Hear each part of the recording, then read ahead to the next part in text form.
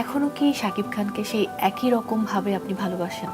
ভালোবাসার তো এরকম মাপকাঠি হয় না, জ্বরের মতো যে থার্মোমিটার দিলাম 100 জ্বর, 101 জ্বর বা 98 আছে, পারফেক্ট আছে। সো এই বিষয়টা মাপকাঠি দিয়ে দেখিনি, তবে ডেফিনেটলি রেসপেক্ট যে আমার সন্তানের বাবা। কিছুদিন আগে জয় এবং শাকিব খানের আমরা একটা ভিডিও দেখেছি হারমোনিয়াম সহ। গান গাচ্ছিল কে?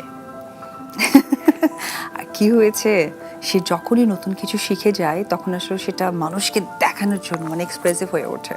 তো ওইটাই একটা পার্ট ছিল। আর সেম টাইমে আসলে বাবা দিবস ছিল, তো মনে হয়েছিল যে যাক, ইটস আ বেস্ট মেমোরিজ তাদের দুজনের। ডিভোর্সের পর তো অনেকদিন ধরে একা আছেন, কখনো একাকিত্বে কষ্ট হয় না? আসলে এই প্রশ্নগুলো আসলে খুবই বিব্রতকর। তারপরেও আসলে সোশ্যাল মিডিয়ার মানুষ নিজেদেরকে এমনভাবে মিডিয়াতে প্রেজেন্ট করেছি যে আসলে নিজের এবং ব্যক্তিত্ব বলে কোনো ওয়ার্ডস থাকে না। তারপরেও একা তো ছিলাম না, বাট যখন থেকে একা মনে হবে তখন থেকে মনে হয় যে নতুন করে হয়তো জীবন সাজাবো।